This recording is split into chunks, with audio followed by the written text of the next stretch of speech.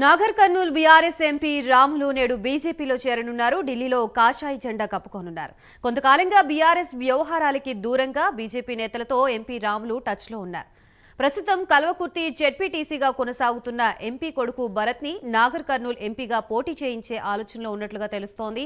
Ramulu party మార్పుతో BRS MP అభ్యర్థిగా గువ్వల బాలరాజు పోటీ చేయనున్నట్లుగా తెలుస్తోంది.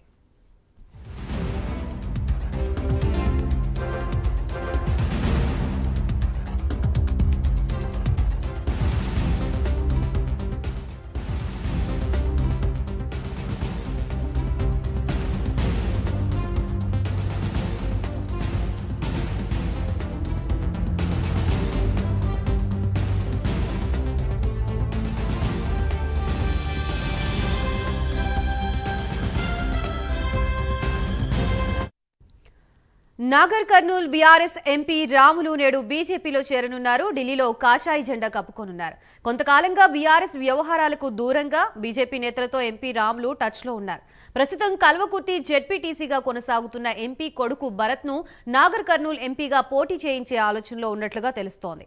రాములు పార్టీ మార్పుతో బీఆర్ఎస్ ఎంపీ అభ్యర్థిగా గువ్వల బాలరాజు పోటీ చేయనున్నట్లుగా తెలుస్తోంది.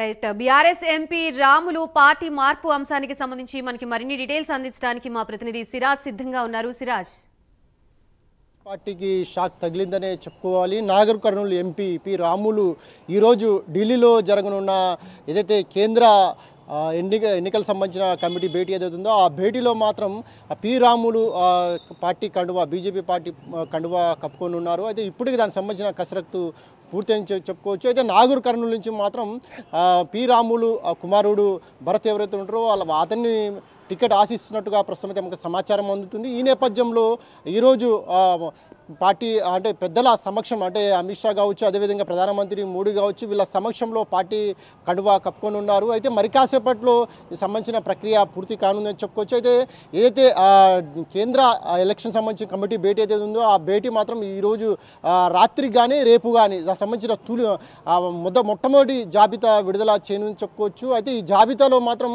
దాదాపు చూసుకుంటే 100 నుంచి 120 మంది అభ్యర్థుల పేర్లు రానున్నాయని చెప్పుకోవచ్చు. అయితే ఇప్పటికి దానికి సంబంధించిన ప్రక్రియ పూర్తి అని చెప్పుకోవచ్చు. ఏది ఏమైనా సరే తెలంగాణ రాష్ట్రంలో చూసుకుంటే 6 నుంచి 7 మంది ఎంపీ అభ్యర్థుల జాబితా ప్రకటించే అవకాశం స్పష్టంగా ఉంది. అయితే గతంలో అంటే ప్రతిసారి కూడా ఏదైతే లోక్సభ సంబంధించిన ఎంపీ అభ్యర్థులు ఓడిపోతున్న స్థానాలు ఏవైతే ఉంటాయో ఆ స్థానాలనే బీజేపీ ప్రధానంగా ఫోకస్ పెట్టిందని చెప్పుకోవచ్చు. సో దానికి సంబంధించిన లిస్ట్ అంటే ప్రతిసారి ఎక్కడెక్కడైతే ఓడిపోతున్నారో దానికి సంబంధించిన లిస్టు ఈరోజు విడుదల కాబోతుంది. అయితే వీళ్ళ సంబంధించిన అంటే ముందస్తు ఎన్నికల ప్రచారానికి సులువుగా ఉంటుందని చెప్పేసి కూడా ఈ నేపథ్యంలో పార్టీ డిసిజన్ తీసుకుందని చెప్పుకోవచ్చు.